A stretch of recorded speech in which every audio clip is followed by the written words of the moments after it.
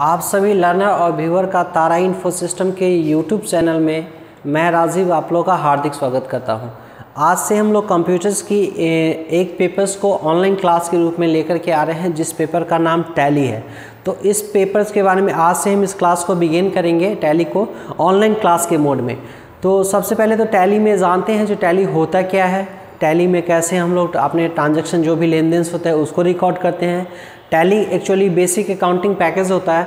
तो इसमें देखेंगे जो अकाउंट्स बेसिक होता क्या है, अकाउंट्स के कितने ब्रांचेज होता है। तो बारी बारी से स्टेप बाय स्टेप हम दिन पर दिन इस कोर्स को आगे कंटिन्यू करते चलेंगे। तो सबसे पहले बिगिन करते हुए स्टार्ट करते हैं इसको। टैली जो होता है ना, एक कंप्लीट फाइनेंशियल अकाउंटिंग पैकेज होता है। Financial accounting package.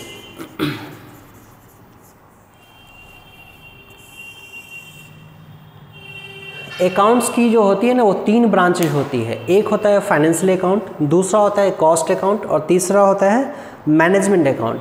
मगर टैली जो मेरा सॉफ्टवेयर होता है वो फाइनेंशियल अकाउंट के कंसेप्ट को सपोर्ट करता है, जिसमें एक साल के अंदर में जो भी ट्रांजैक्शन हम करते हैं ना, उसका एक बैलेंस शीट तैयार करते हैं। बैलेंस शीट तैयार करने के लिए जो अकाउंट्स के कंसेप्ट को यूज किया जाता है, उस अकाउंट्स को हम लोग बोलते हैं फाइनेंशियल अकाउंट। तो टैली मेरा फाइनेंशियल अकाउंट के फीचर्स को सपोर्ट करता है। तो चलिए सबसे पहले टैली को पढ़ने से पहले हम देखेंगे जो अकाउंट्स क्या होता है, अकाउंट के क्या कंसेप्ट हैं, अकाउंट्स के कितनी ब्रांचेस होते हैं, अकाउंट्स के रूल्स क्या होते हैं, एटसेट्रा चीज़ों को। तो चलिए हम स्टार्ट करते हैं।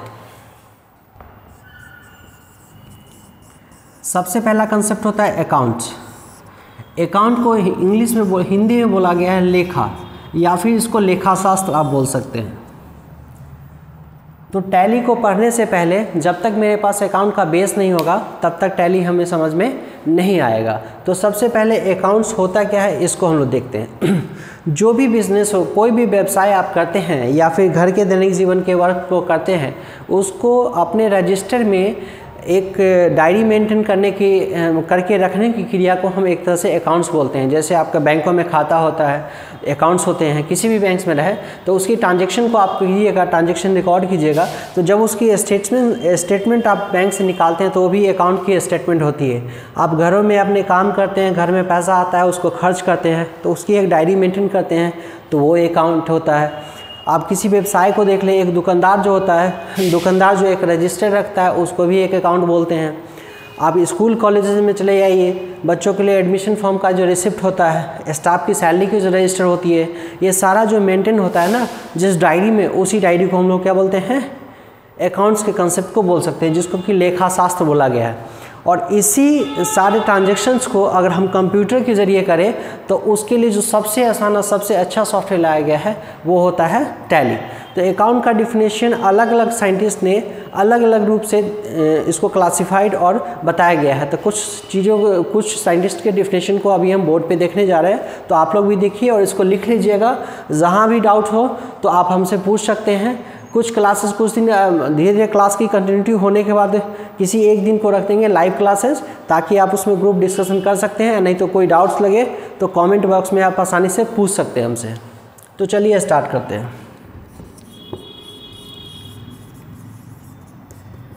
Account is an art for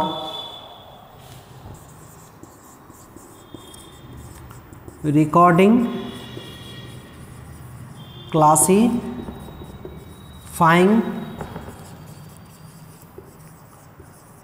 summarizing the business transaction in proper manner। तो चलिए कुछ साइंटिस्ट का एक डिफिनेशन में यहाँ पे बोर्ड पे लिखा हूँ, जिसको पहले आपको बता देता हूँ क्या होता है। सो पहला कंसेप्ट लिखा है account is an art. Account क्या होती है, एक कला होती है। फॉर किस काम को करने के लिए, अपने फॉर रिकॉर्डिंग, मतलब जो ट्रांजेक्शन आप करते हैं उसको अपने रजिस्टर में रिकॉर्ड करने के लिए। क्लासीफाइंग का मतलब होता है ट्रांजेक्शन अनेकों तरीके का होता है। कभी किसी को पैसा देंगे, कभी किसी से पैसा लेंगे, तो सबका अलग अलग कैटेगरी होता है, तो उसको वैसे रजिस्टर में एंट्री किया जाता है, इसलिए इसको क्या बोला गया है, क्लासीफाइंग। और समराइजिंग का मतलब है कोई भी लेन देन जब करेंगे तो उसके छोटे फॉर्म को लिखना है, ठीक है। तो वही डिफिनेशन में क्लियर किया गया है, account is an art for recording, classifying, summarising the business transaction, जो बिजनेस को जो लेन देन होते हैं उसको एक सिस्टमेटिक या प्रॉपर मैनर में लिखा जाता है। तो अकाउंट के कंसेप्ट को आपको समझ में आ गया। जो कोई भी लेन देन करते हैं उस लेन देन को अपने रजिस्टर में एंट्री करने की विधि को हम क्या बोलते हैं, अकाउंट्स बोलते हैं। अकाउंट्स की ब्रांचेज की बात करेंगे तो अकाउंट्स के 2 ब्रांचेज होते हैं। There are 2 branches of branches या 2 टाइप्स लिख सकते हैं। There are 2 types of financial account. Financial account मतलब अकाउंट्स के 2 ब्रांचेज होते हैं। तो अगर इसको क्लासिफाइड किया जाए तो इस तरीके से आप दे सकते हैं। फर्स्ट जो इसके ब्रांचेज होते हैं वो होता है पर्सनल अकाउंट्स। दूसरा आपका इसमें होता है इम्पर्सनल अकाउंट, इम्पर्सनल अकाउंट। फिर इस इम्पर्सनल अकाउंट्स को 2 भागों में बांटा गया है। एक होता है रियल अकाउंट और दूसरा होता है पर्सनल अकाउंट, रियल अकाउंट्स और नॉमिनल अकाउंट्स। तो जैसे कि आप देख रहे हैं बोर्ड पे, जो अकाउंट्स के 2 टाइप्स होते हैं। सबसे फर्स्ट होते हैं पर्सनल अकाउंट्स और दूसरा होता है इम्पर्सनल अकाउंट्स। पहले इसको समझ लीजिए, फिर वीडियो को पॉज करके आप लोग यहाँ पे जो डेफिनेशन बोर्ड पे हम लिखे हैं वो आप लोग लिख लीजिएगा। तो अकाउंट्स के 2 ब्रांचेज होते हैं, पहला पर्सनल, दूसरा इम्पर्सनल। इम्पर्सनल के भी 2 टाइप्स होते हैं, फर्स्ट रियल अकाउंट और दूसरा नॉमिनल अकाउंट। तो चलिए सबसे पहले हम पर्सनल अकाउंट्स को समझते हैं। पर्सनल का हिंदी मीनिंग होता है व्यक्तिगत खाता, मतलब वैसा अकाउंट्स जो किसी आदमी से या किसी फर्म से डायरेक्ट रूप में जुड़ा होता है, ठीक है। जैसे मान लीजिए कोई संस्था के कोई ऑनर हैं, उन्होंने अपनी अकाउंट्स उस संस्था के नाम से किसी भी बैंक्स में अकाउंट खुलवाया तो वो हो जाएगा पर्सनल अकाउंट्स, ठीक है। या फिर किसी पार्टी को आप सामान बेचते हैं तो जिस पार्टी को आप सामान बेचते हैं उसका खाता अगर खोलते हैं तो वो हो गया पर्सनल अकाउंट्स। या फिर आप कोई व्यवसाय स्टार्ट करते हैं और आपके व्यवसाय में मल्टीपल पार्टनर्स हैं तो वो पार्टनर्स के जो अकाउंट्स बनते हैं ना वो होते हैं पर्सनल अकाउंट्स। तो इट मीन्स आपको समझ में आया, जो पर्सनल अकाउंट्स उस टाइप के अकाउंट को बोलते हैं जो किसी आदमी से डायरेक्ट रूप में जुड़ा हो, उसको क्या बोलेंगे, पर्सनल अकाउंट्स। अब बात कर लेते हैं इम्पर्सनल अकाउंट्स का।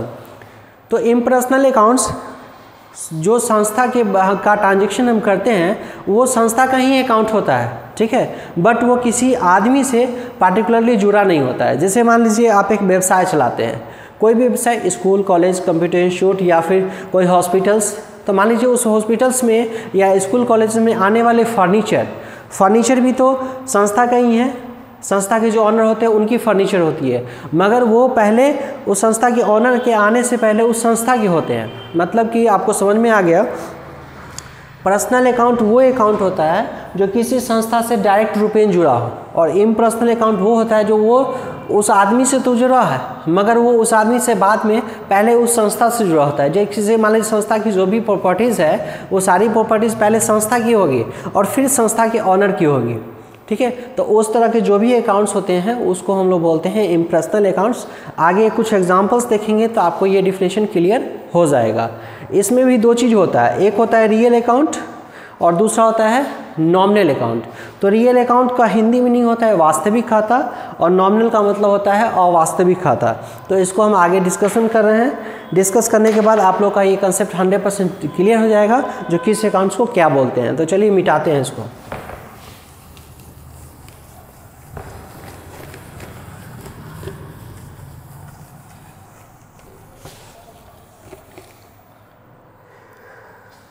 तो सबसे पहले हम लोग डिफिनेशन के तौर पे देखेंगे पर्सनल अकाउंट क्या होता है।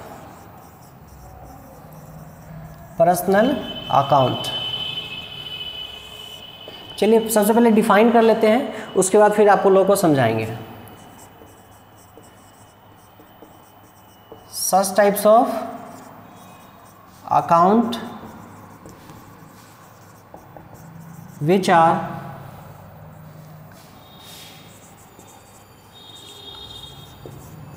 related to any person in direct way is known as personal accounts. तो अभी डिफिनेशन से क्लियर लिखा गया है, वैसा खाता जो किसी आदमी से डायरेक्ट रूप में जुड़ा हो उसको बोलते हैं पर्सनल अकाउंट्स। मतलब कोई भी संस्था ऐसा हो जो उस संस्था से आने वाले जो उसके मेंबर्स होते हैं उनसे डायरेक्ट जो खाता जुड़ा हो उसको बोलते हैं पर्सनल अकाउंट। जैसे एग्जांपल्स के तौर पे कुछ देखते हैं जिससे कि आपको क्लियर हो जाएगा। जैसे कैपिटल्स अकाउंट, कैपिटल अकाउंट, तो कैपिटल कौन लगाता है? जो संस्था के ऑनर होते हैं। मतलब कैपिटल का मतलब होता है पूंजी। जब व्यवसाय स्टार्ट होता है तो व्यवसाय में सबसे पहले पूंजी की ज़रूरत होती है। तो पूंजी कौन लगाएगा? कोई थर्ड पार्टी नहीं लगाएगा। संस्था जो ऑर्गेनाइजेशन को स्टार्ट करने वाले ऑनर्स होंगे वही उसके पूंजी लगाएंगे। तो पूंजी का जो लेजर सम बनेगा ना अकाउंट्स, वो बनेगा आपका कैपिटल अकाउंट। मान लीजिए आपके ऑर्गेनाइजेशन में कोई पार्टनर्स है, आप एक व्यवसाय स्टार्ट किए हैं 2-3 पार्टनर को मिल करके, तो वहाँ पे पार्टनर्स का जो अकाउंट्स बनेगा, जो 2 पार्टनर हो या 3 पार्टनर्स हो, तो वो हो जाएगा पर्सनल अकाउंट, क्योंकि पार्टनर भी एक आदमी है। तीसरा इसके में अकाउंट्स आ जाएगा डायरेक्टर अकाउंट, डायरेक्टर अकाउंट्स। मान लीजिए संस्था में का ऑनर कोई और है और संस्था के डायरेक्टर्स कोई और है, तो डायरेक्टर का जो अकाउंट्स बनाएंगे वो भी बनेगा मेरा पर्सनल अकाउंट्स में। ठीक है, उसके बाद इसमें अकाउंट्स के एग्जांपल होंगे ड्राइंग अकाउंट, ड्राइंग अकाउंट्स। अब ये ड्राइंग क्या होता है? संस्था के जो ऑनर होते हैं उनको भी तो अपने घर खर्च के लिए पैसा चाहिए ना, ठीक है, क्योंकि संस्था में वो काम करते हैं तो पैसे अपने कहाँ से लेंगे? तो हर महीने वो कुछ न कुछ पैसे अपने पर्सनल खर्च के लिए यूज़ करते हैं। तो वो जो पर्सनल खर्च के लिए जो लेजर्स बनेगा वो बनेगा ड्राइंग के नाम से, और वो भी मेरा कहलाएगा पर्सनल अकाउंट्स। कोई दिक्कत नहीं। तो आप लोगों को अच्छे तरीके से समझ में आ गया जो पर्सनल अकाउंट्स क्या होता है। पर्सनल अकाउंट्स वो अकाउंट्स होता है जो किसी आदमी से डायरेक्ट रूप में जुड़ा हो, उसको बोलते हैं पर्सनल अकाउंट्स। या फिर और कुछ एग्जांपल्स देखना चाहते हैं, कोई आपका बायर्स है जो सामान आपसे खरीदता है, तो मान लीजिए उसका खाता अगर बनाएंगे, जैसे राम्स का अकाउंट, श्याम्स का अकाउंट, ये सारे अकाउंट्स आपके कौन से अकाउंट कहलाएंगे? पर्सनल अकाउंट्स कहलाएंगे। तो आई थिंक्स आप लोगों को पर्सनल अकाउंट का कंसेप्ट डील हो गया होगा। अब दूसरे अकाउंट्स की ओर हम बढ़ते हैं। दूसरा आपका है इम्पर्सनल अकाउंट्स, इम्पर्सनल अकाउंट। पहले इसको डिफाइन कर देते हैं। Such types of account which are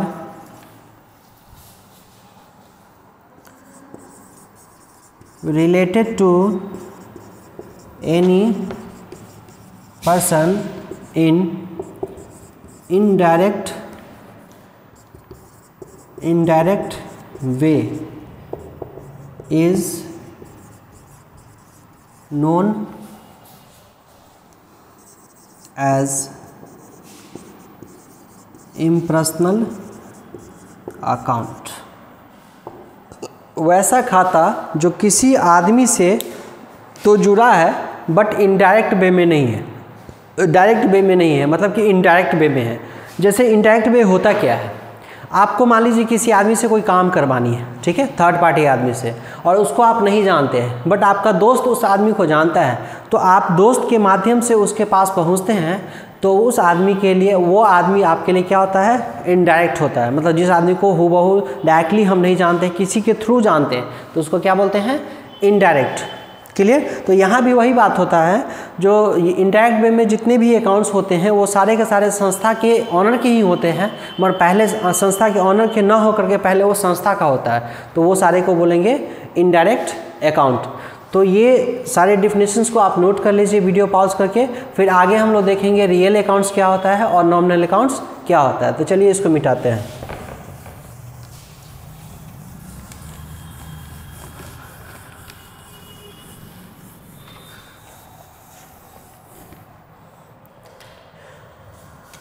तो आपको जैसे पता है जो इम्प्रेशनल के दो ब्रांचेज होते हैं, impersonal account have two types. First real account, दूसरा nominal account,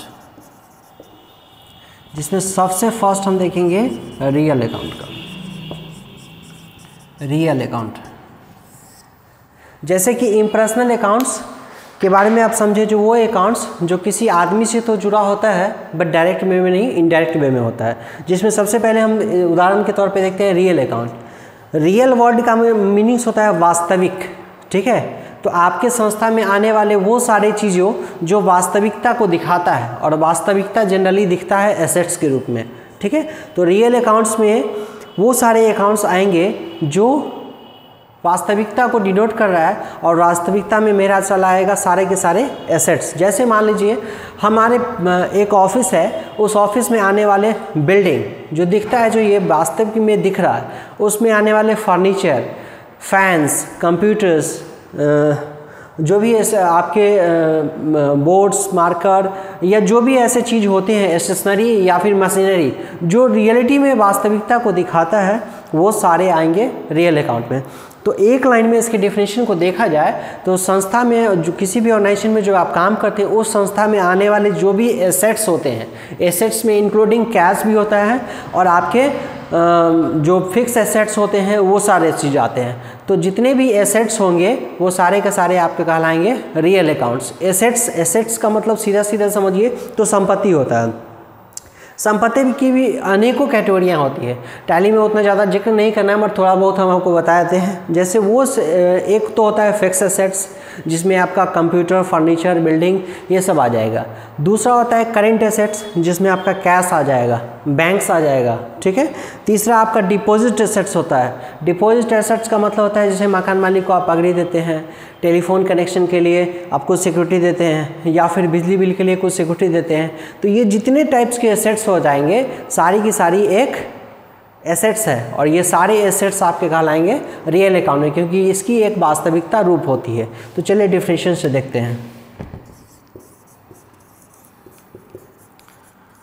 such types of account which are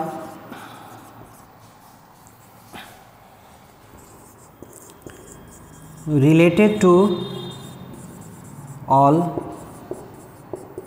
assets is known as real account। वो सारी संपत्ति, वो सारे अकाउंट्स जो जनरली संपत्तियाँ को दिखाती है, और संपत्तियाँ जनरली जो भी संपत्ति होता है सब वास्तविक नेचर का होता है, इसलिए ये रियल अकाउंट में आता है। जैसे मान लीजिए एग्जांपल्स, कैश, उसके बाद आपका जैसे मान लीजिए मशीनरी में कंप्यूटर्स आ गया, इलेक्ट्रिकल फिटिंग आ गया, बिल्डिंग आ गया, ETC। ये सारे अकाउंट्स जो होते हैं ना, वो सारे के सारे अकाउंट्स जो होते हैं आपके रियल अकाउंट्स होते हैं, ठीक है। तो आगे फिर से एक बार रिवाइज हम कर लेंगे। तो रियल अकाउंट्स क्या होता है, जितनी भी सारी हमारी संस्था में आने वाली जो भी एसेट्स होती है, जिसको देख सकते हैं, छू सकते हैं, जिसकी एक वास्तविकता होती है, वो सारे कहलाते हैं हमारे रियल अकाउंट्स। तो इम्प्रेशनल का अब सेकेंड टाइप्स बढ़ते हैं, नॉमिनल।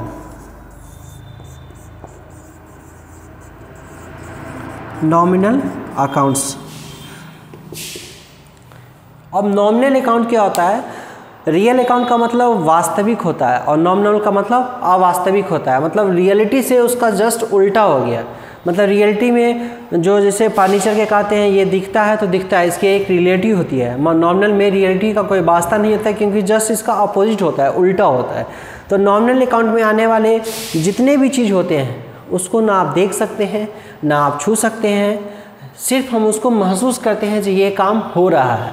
तो इसमें आने के नॉमिनल अकाउंट में जनरली वो चीज़ें संस्था की आती है जो कि एक्सपेंसेस होती है, लॉसेस होती है, प्रॉफिट हो गया या गेंस हो गया, ये सारे आपके आते हैं नॉमिनल अकाउंट में। तो चलिए हम इसको देखते हैं।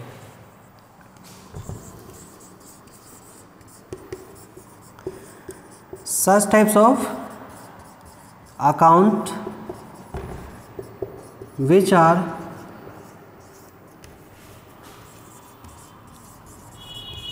related to all expenses, losses or and profit and gains is known as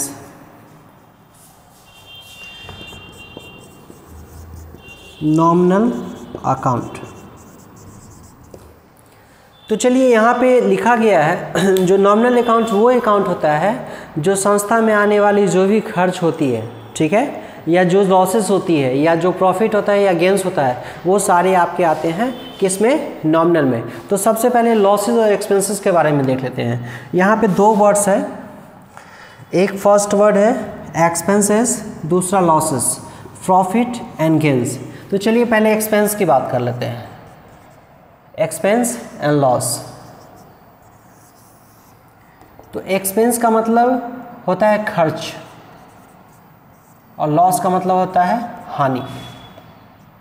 तो खर्च क्या होता है, जब कोई संस्था कोई भी चीज़ व्यवसाय आप स्टार्ट करते हैं, आपका मोटो है उस व्यवसाय से कुछ अर्न करना। तो मान लीजिए हमारा मोटो है नहीं है, हम इस व्यवसाय से 50,000 रुपये पर मंथ अर्न करना चाहते हैं, ठीक है, इस पर्पज़ के लिए व्यवसाय स्टार्ट किए हैं। तो 50,000 रुपये अर्न करने के लिए आपको कुछ ना कुछ उस पर एक्सपेंस करना पड़ेगा। जैसे एक्सपेंस क्या आता है, जैसे मकान लीजिएगा व्यवसाय करने के लिए तो उसका रेंट जाएगा, इलेक्ट्रिसिटी बिल जाएगा, उसके बाद ऑफिस मेंटेनेंस पे कुछ खर्चे आएंगे, स्टाफ की सैलरी आप देंगे, कुछ एडवर्टीजमेंट पे खर्च करेंगे। तो ये सारे जो होते हैं वो एक्सपेंस में कहा जाते हैं। जैसे आपको बता दिए जो 50,000 रुपया कमाने के लिए उस पर 20,000 या 10,000 कुछ ना कुछ खर्च करना होगा। तो जो खर्च हम करेंगे उसके ऊपर वो कहलाएगा मेरा एक्सपेंस। तो अब लॉस क्या कहलाएगा, लॉस का मतलब होता है हानि, ठीक है। हानि वो लॉसेस वो होता है जिसकी कभी भी हम भरपाई नहीं कर सकते हैं, ठीक है, क्या नहीं कर सकते हैं, भरपाई नहीं कर सकते हैं, वो मेरा लॉस होता है। जैसे मान लीजिए आपकी 50,000 रुपया मोटो थी, जो 50,000 रुपया मेरा इनकम आया, खर्च लग गया 70,000 रुपया और आया 50,000 रुपया, तो 20,000 रुपया मेरा क्या हो गया, लॉस लग गया, ठीक है। या फिर दूसरे पॉइंट ऑफ व्यू से देखिए, अगर आपकी कोई इलेक्ट्रॉनिक टाइप की अगर बिजनेस है, मान लीजिए इलेक्ट्रॉनिक्स की दुकान है या फिर कंप्यूटर शॉप की दुकान है, कंप्यूटर चलते चलते एक कंप्यूटर बर्न हो गया जो रिपेयर नहीं हो सकता है, तो वो आपका लॉस कहलाएगा, ठीक है। आपके एक शॉप्स है, उसमें से कोई सामान आपका चोरी हो गया, थिफ्ट हो गया, तो वो आपका लॉस चला जाएगा।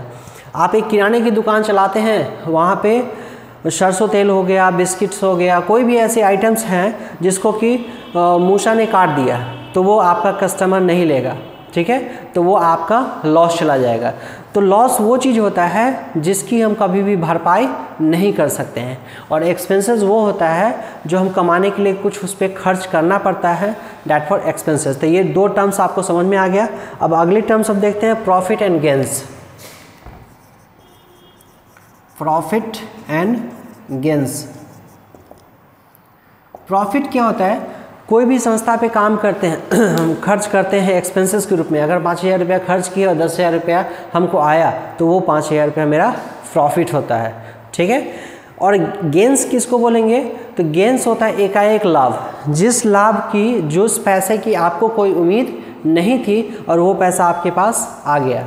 जैसे मान लीजिए इतनी सारी NGO का नाम सुने होंगे, ठीक है, मान लीजिए किसी भी एनजीओ को अगर पता चलता है जो समस्तीपुर में तारा इन्फो सिस्टम जो है वो कुछ गरीब बच्चों को मुफ्त में अच्छी एजुकेशन देता है, और एक दिन वो समस्तीपुर जब पहुंचता है और हमारे संस्था पे आता है, वो कहता है सर आपके संस्था के बारे में मैंने बहुत सुना है, आप कुछ गरीब बच्चों को निःशुल्क के रूप में कुछ पढ़ाते हैं और अच्छी एजुकेशन देते हैं, हम आपकी संस्था को, हम अपनी एनजीओ की तरफ से आपको 50,000 रुपये 1 लाख रुपया चैरिटी दे रहे हैं। तो ये चैरिटी जो होता है ना, वो हमें किसी भी रूप में अनुमान नहीं था कि ये चैरिटी मेरे पास आएगा, मगर ये एकाएक आ गया, तो ये हमारे लिए क्या कहलाएगा, एक गेंस का काम करेगा, एकाएक लाभ। तो इस तरह की जो भी चीज़ें होंगी वो कहलाएगी आपका गेंस। तो अब देखिए नॉमिनल अकाउंट में आपको हम बताए थे, जो नॉमिनल अकाउंट क्या होता है, एक वास्तविकता को दिखाता है और अवास्तविकता को, जिसको वास्तविकता से कोई मतलब नहीं होता है। तो इसमें आने वाले जो भी चीज़ें आएंगे उसको ना आप देख सकते हैं, ना हम छू सकते हैं, ना सिर्फ हम उसको फील करते हैं। जैसे मान लीजिए एग्जाम्पल के तौर पे आप एक ऑफिस चलाते हैं, तो ऑफिस चलाने में आप ऑफिस रेंट देंगे, इलेक्ट्रिसिटी बिल देंगे, स्टाफ की सैलरी पे करेंगे, ये सारे जो होते हैं आप रेंट देते हैं। तो रेंट जब देते हैं तो कैश दिखाई देता है, रेंट वर्ड कहीं दिखाई नहीं देता है। बिजली बिल पेमेंट करते हैं, पैसा देते हैं, मगर इलेक्ट्रिसिटी बिल करके कोई ऑप्शन आपको देखने को नहीं मिलेगा। स्टाफ की सैलरी देखते हैं, उस समय क्या होता है ना, आप दिखते हैं, कैश दिखता है और आपका स्टाफ दिखता है, मगर सैलरी नहीं दिखता है। तो ये सारी चीज़ें जो होता है ना अवास्तविकता को दिखाता है, मगर है तो संस्था का ही। इसीलिए पीछे आ जाइएगा तो अकाउंट्स के 2 ब्रांचेज बताए थे, एक पर्सनल और दूसरा इम्पर्सनल। पर्सनल अकाउंट में संस्था के ऑनर से जुड़े हुए जो डायरेक्ट चीज़ होता है उसको पर्सनल बोलते हैं, और जो इनडायरेक्ट वे में होता है उसको इम्पर्सनल बोलते हैं। उसी में पहला आ गया था रियल अकाउंट, जो वास्तविकता को दिखाता है, वास्तविकता में जनरली एसेट्स होता है, तो इसको हम लोग बोलते हैं रियल अकाउंट्स। और नॉमिनल अकाउंट में जितने भी एक्सपेंसेस होता है या जो भी लॉसेज होता है उसको हम लोग बोलते हैं आपका नॉमिनल अकाउंट, जो अवास्तविकता को दिखाता है। तो इतना कुछ, ये जो आज का क्लास था वो बेसिक कंसेप्ट ऑफ अकाउंटेंसी था, जिसमें अभी तक हम देखे हैं जो अकाउंट्स क्या होता है, अकाउंट्स के कितने ब्रांचेज होते हैं, अकाउंट्स के तीनों जो ब्रांचेज होते हैं वो सारे का डिफिनेशन, और किस में कौन सा लेजर्स आएगा, वो सारी चीज़ को देखे हैं। तो कल इसी सेक्शन से, इसी टॉपिक से आगे बढ़ते हुए पहले हम बेसिक कंसेप्ट ऑफ अकाउंटेंसी ही देखेंगे और फिर टैली को स्टार्ट करेंगे। तो आज के लिए बस इतना ही। Thanks for watching.